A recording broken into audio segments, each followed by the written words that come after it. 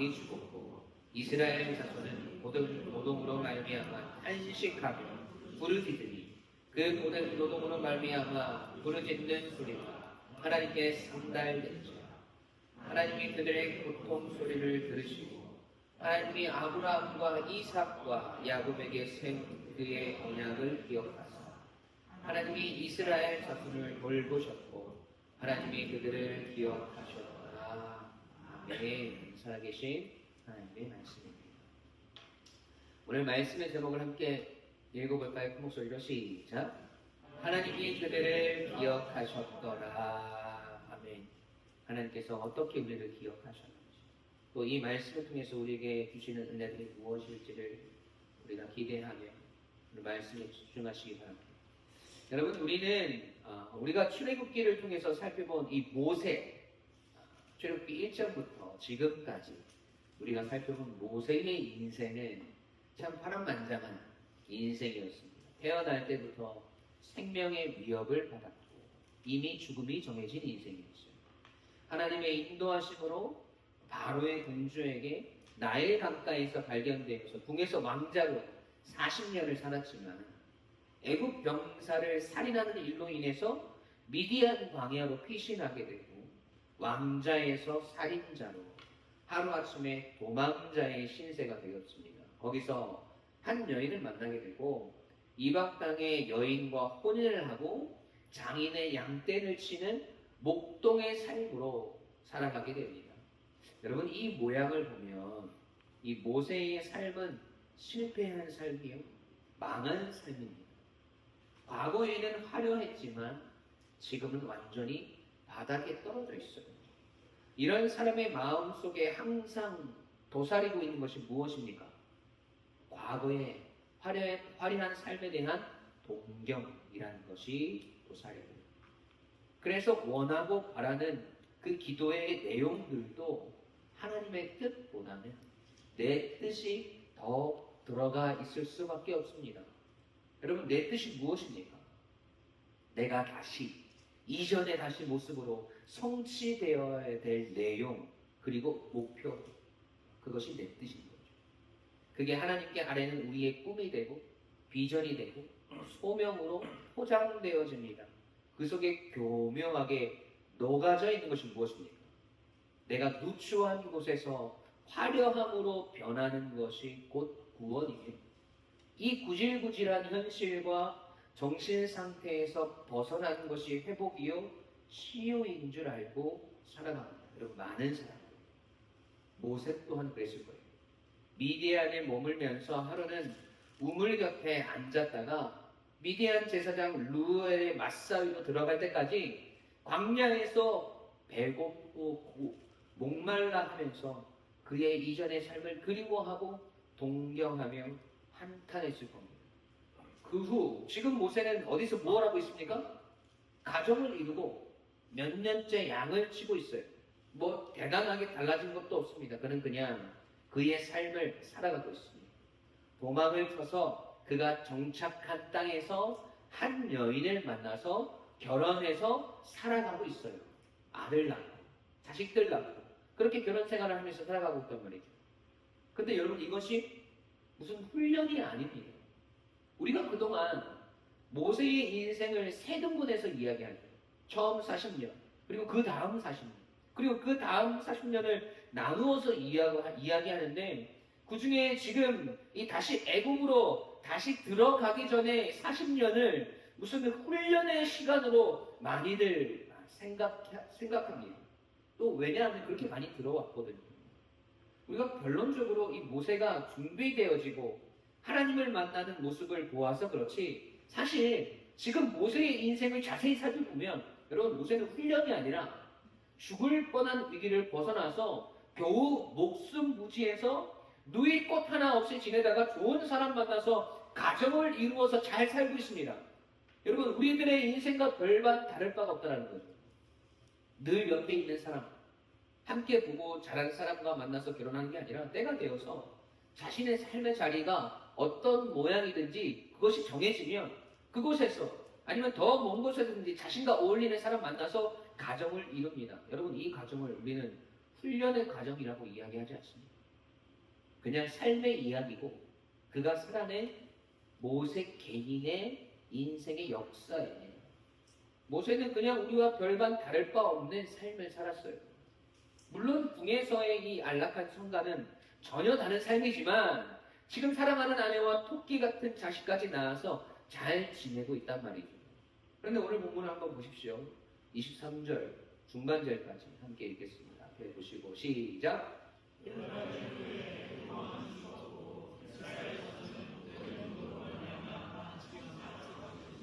네, 여러분 모세가 애굽을 나와서 미디안 사람을 만나 가정을 이루고 그의 삶을 나름대로 잘 살고 있는 중에 히브리인들은 노동으로 고통을 당하고 있습니다. 더 큰 일은 애굽 왕이 죽었어요. 그 애굽 왕이 누구입니까? 모세를 죽이려고 했던 왕이었습니다. 새로운 왕이 나타났단 말이죠. 여러분 새로운 왕이 나타나면 하는 일이 무엇입니까? 나라의 기강을 다시 잡는 일이란 말이죠. 그래서 느슨했던 것들도 다시 쪼여지고 조금은 여유가 있었을지 모르는 이 노예들의 생활도 다시 박차를 가하게 된다는 것입니다. 이스라엘 백성들은 그로 인해서 더 힘든 나날들을 보내게 됩니다. 23절 후반절에 보면 고된 노동으로 말미암아 부르짖는 소리가 하나님께 상달된지라 라고 이야기하지만 이게 지금 얼핏 보면 히브리인들이 자신들의 믿음으로 하나님께 기도한 모양 같지만 사실 이것은 기도가 아니라 정말 힘들어서 불평하고 소리 지르고 한탄하는 소리입니다. 23절 전체를 한번 읽어볼까요? 시작.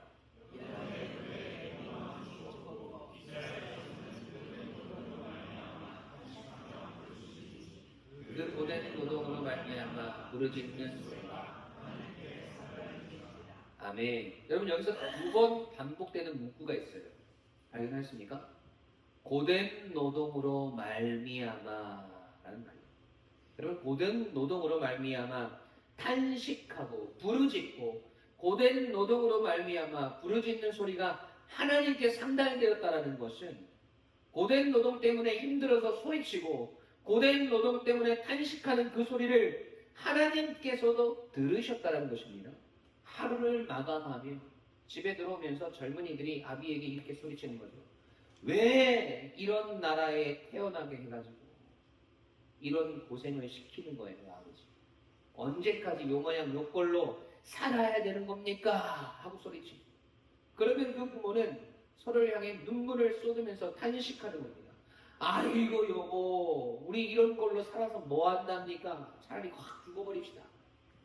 우리 새끼들마다 평생 이 모양 이 꼴로 살게 할 거면 차라리 도망가다가 잡혀서 죽는 게 낫죠. 하고 소리치고 있는 거죠. 그냥 불만으로 가득한 한숨과 탄식과 불평들을 쏟아내고 있었던 거예요. 그리고 중요한 것은 하나님께서 그 소리를 들으셨다는 겁니다. 그러시면 하나님께서 어떻게 하실까요?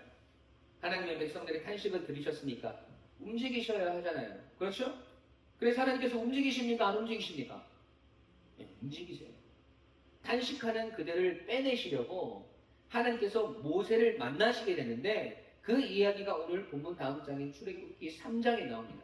그 이야기가 궁금하신 분들은 다음 주에 빠지면 안 돼요. 그런데 우리가 여기서 한 가지 짚고 넘어가야 할 게 있어요. 하나님께서 그들에 대한 이스라엘에 대한 애굽에서 400년 동안 종살이하고 있는 하나님의 백성들 그들에 대한 계획이 없으셨다. 히브리인들의 이스라엘 백성들의 부르짖음을 듣고 그때서야 하나님께서 움직이셨는가 하는 것입니다. 더 큰 소리로 탄식하고 더 큰 소리로 원망하니까 하나님께서 그때서야 그들의 음성을 들으시고 움직이셨다는 거죠. 400년이 넘게 애굽에서 종살이를 했는데 그 어느 때보다 이스라엘 민족의 기도와 탄식이 더 간절해서 하나님이 일하시기 시작한 게 아닙니다.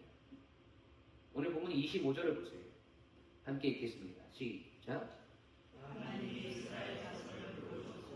하나님이 그들을 기억하셨거나 하면 하나님께서 이스라엘 백성들을 기억하셨다라고 말씀합니다. 그러면 도대체 하나님께서 무엇을 기억하신 걸까? 말씀을 듣겠습니다. 창세기 15장 13절에서 14절 함께 읽겠습니다. 시작. 내 자손이 이방에서 대기되어 그들을 섬기겠고 그들은 400년 동안 내 자손을 괴롭히리니 그들이 섬기는 나라를 내가 징벌하리며 그 후에 내 자손이 큰 질문을 이끌고 나오리라. 아멘. 창세기 17장 7절 8절 시작. 내가 내 언약을 너와 너 및 내 대대 후손 사이에 세워서 영원한 언약을 쌓고 너와 내 후손의 하나님이 되리라. 내가 너와 내 후손에게 내가 거류하는 이 땅 곧 가나안 온 땅을 주고 영원한 기업이 되게 하고 나는 그들의 하나님이 되리라. 아멘. 여러분, 하나님께서 누구에게 하신 약속이? 아브라함에게 하신 약속이란 말이죠. 하나님께서 이 약속을 직접 하신 겁니다. 히브리인들의 부르짖음 때문에 그들을 바라보신 것도 그 부르짖음 때문에 까먹었던 약속을 기억하신 것이 아니라 하나님께서 아브라함과 이삭과 야곱에게 하셨던 그 약속을 지키시려고 그때를 기다리셨다는 거예요. 여러분, 그때가 언제예요? 바로 오늘 본문의 말씀의 때인 거예요. 이스라엘 백성에게 하나님께서 기억하신 그때는 그들을 괴롭히던 애국 왕이 죽고 새 왕이 일어나는 시기. 그래서 새 왕조가 더 굳건한 왕권을 위해서 노예들을 더 괴롭혔던 시기. 그래서 그 어느 때보다 이스라엘 민족의 탄원과 원망이 많아지고 이제는 정말 그들을 이 애굽에서 건져주고 구원해 주셔야 할 누군가를 간절히 바랄 그때를 하나님 기다리십니다. 여러분, 히브리인들이 지금 믿음이 좋아서 하나님을 더욱 찾고 부르짖었다는 생각을 하시면 안 돼요. 여러분, 그들은 400년간 이방인들과 섞여서 살면서 하나님을 잊은 지 한참 됐습니다. 다른 이방신들과 섞여서 하나님도 그들 중 하나인 잡신으로 믿고 살았던 사람들이 바로 이스라엘 사람들이에요. 물론 거기서 믿음을 지켜냈던 사람들도 있지만 애굽을 나올 때의 모습을 우리가 봤잖아요. 거기서 순수한 이스라엘 민족들 뿐만 아니라 잡족들, 혼혈인들, 오만 이방인들이 다 섞여 있었죠. 자신들의 조상인 아브라함과 이삭과 야곱에게 하신 그 약속이 있고 그것을 꼭 지켜내겠다고 하신 그 언약의 행위가 있었음에도 그들은 하나님을 잊어갔어요. 그 약속을 기억해서 하나님을 찾았던 것이 아니라는 겁니다.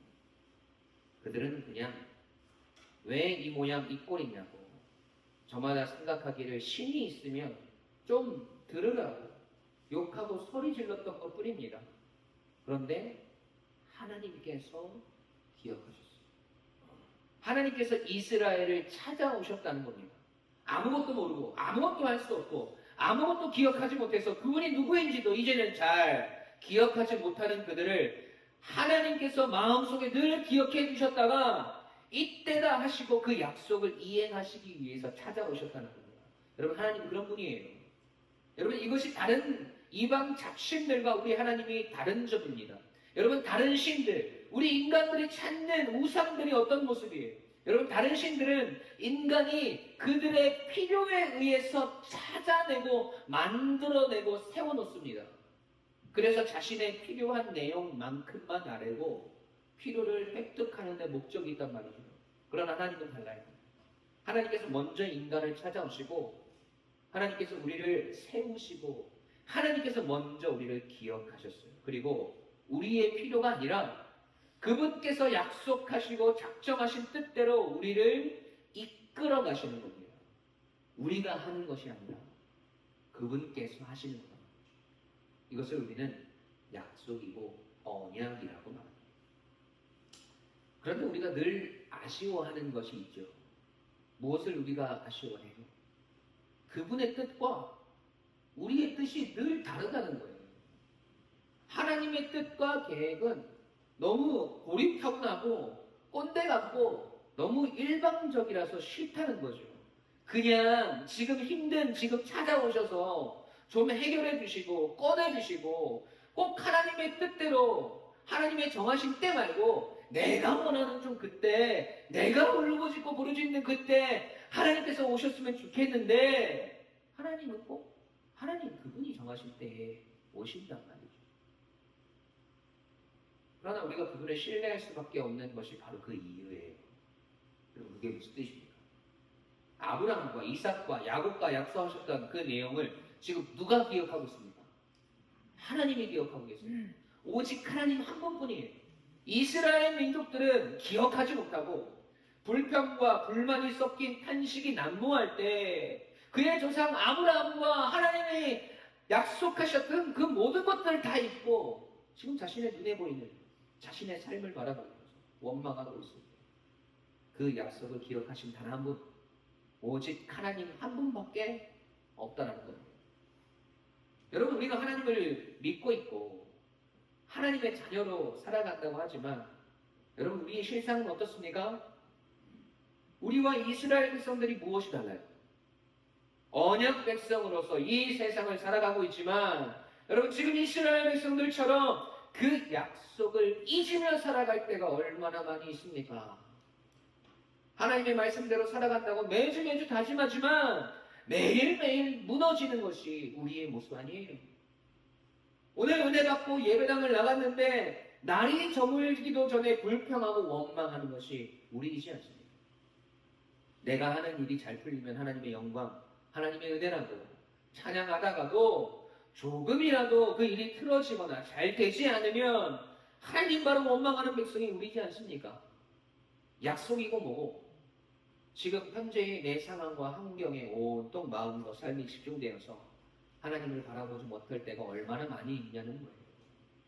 내 하나님 여호와를 사랑하라. 하나님은 사랑이시라. 내 이웃을 내 몸과 같이 사랑하라. 내 시작은 미약하였으나 내 끝은 창대하리라. 믿는 자에게는 능치 못할 일이 없느니라 라는 말씀이 우리의 좌우명이 된다고 그렇게 말하면서 살아가지만 실상은 매일매일의 삶 가운데 무너지고 넘어지고 쓰러지는 것이 우리의 현실이지 않습니까? 여러분 우리의 인생을 잘 돌아보세요. 우리 하나님 없이도 너무 잘 살아가고 있을 때가 많아요. 우리의 삶의 계획 속에서 우리의 미래를 향한 우리의 꿈 속에서 어느새 하나님은 희미해져 가고 내 생각과 내 욕심으로 채워진 우리의 삶의 계획들과 비전들로 충만해져 있습니다.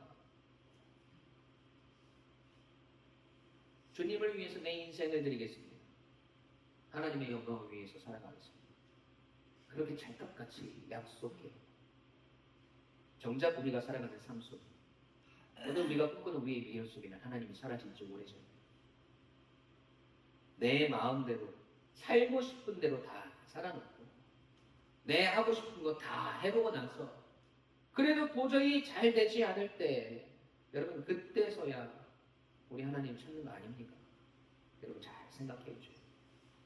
여러분 우리가 하나님께서 우리에게 말씀하신 것들 중에 우리가 가장 명언처럼 들려지는 많은 그리스도인들이 좋아하는 말씀이 있어요.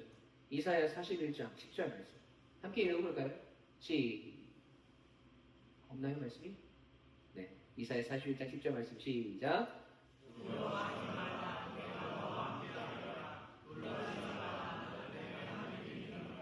내가 너를 굳세게 하리라. 참으로 너를 도와주리라. 참으로 나의 의로운 오른손으로 너를 붙들리라. 아멘. 여러분 하나님께서 두려워하지 말아라. 놀라지 말아라. 라고 이야기해 주시는 대상은 이 이야기를 듣는 사람 지금 어떤 상황 가운데 있습니까? 두려운 상황 가운데 있고 놀랄 만한 상황 가운데 있다는 것이지요. 그런 상황도 아닌데 하나님께서 괜히 그런 말씀을 하시는 게 아니란 말이에요. 두렵고 놀랄 만한 감당할 수 없을 만한 상황 가운데 있는 그 사람에게 하나님께서 말씀하신다는 겁니다. 그 상황 속에서 내가 너를 기억하겠다고 하시는 거예요. 너는 이제 나의 자녀가 되었으니까 앞으로 너의 삶에 두려운 상황도 어려운 일들도 실패하는 일들도 없을 거야 라고 하나님께서 말씀하시지 않았어요. 너의 어려운 상황 가운데서 너의 두렵고 놀랄 만한 상황 가운데서 내가 너와 함께 하겠다고 말씀하십니다. 내가 너를 붙들겠다고 말씀하십니다. 너는 나를 잊어도 내가 너를 잊지 않고 너와 함께 하겠다고 하나님 말씀하시는 거예요. 여러분, 우리가 하나님을 믿는다는 것이 우리를 늘 형통의 자리로, 문제도 없고 걱정도 없는 자리로 인도하는 지름길이 아닙니다. 우리가 하나님을 잊고 살아갈 때 하나님 없이도 너무나 잘 살아가요. 여전히 하나님은 우리 곁을 떠나지 않으셨고 우리에게 하셨던 약속들을 하나님은 기억하셨다. 그분이 아니면 지금 이 고통의 터널을 누가 끄집어내시겠습니까? 없어요. 여러분, 하나님조차도 우리를 기억하시지 않는다면 여러분, 우리는 그렇게 소망 없이 죽어가는 겁니다. 아무도 우리를 기억해 주지 않을 때, 우리 곁을 모든 사람들이 다 떠나갈 때, 그래서 나 혼자밖에 없다고 느껴질 때 하나님은 여전히 우리를 기억하시는 겁니다. 여러분, 여기에 우리의 희망이 있는 거예요. 할렐루야. 여러분, 우리와 함께 하시는 하나님, 우리는 그분을 까먹고 잊어버려도 여러분, 그분은 우리를 잊지 않으신다는 거예요. 우리를 기억해 주신다는 거예요. 여러분, 이 사실이 믿어지신다면 그것만으로 우리의 삶은 충분하게 은혜가 넘쳐날 것입니다. 그 사실을 믿는 것만으로도 성도의 소임을 다한 것입니다. 이게 오늘 우리의 소망인 거예요. 여러분, 그러니까 오늘도 어려운 가운데 여러분 지나고 계신가요? 풀리지 않는 삶의 문제 앞에 서 계신가요? 삶의 고난 가운데 허덕이고 있습니까? 마음의 우울함들이 나를 잠식시키고 있습니까? 여러분, 우리를 기억하시는 하나님을 바라볼 때 그 하나님을 경험할 수 있는 기회입니다. 여러분, 때로 나의 삶은 하나님을 떠나 있었지만 나의 생각은 하나님과 멀어졌지만 여전히 나에게 하신 언약을 기억하시고 나를 돌보시고 나를 인도하시는 하나님을 만나실 때라는 거예요. 그 하나님을 찾을 때입니다. 그래서 우리의 원망과 투정과 불평과 두려움이 우리의 부끄러움으로 변하여지고 살아계신 하나님의 영광과 능력과 권세만이 드러나는 성도의 삶이 되시길 간절히 바랍니다. 그렇지 않더라도 하나님은 여러분을 기억하실 겁니다. 사랑하는 성도 여러분, 하나님이 기억하시는 인생, 그 인생이 우리의 인생임을 잊지 마십시오. 어떠한 상황 가운데서도 우리를 잊지 않으시는 하나님, 그 하나님이 오늘 우리의 소망이심을 다시 한번 고백하는 저와 여러분이 되시길 주님의 이름으로 간절히 축원합니다. 아멘.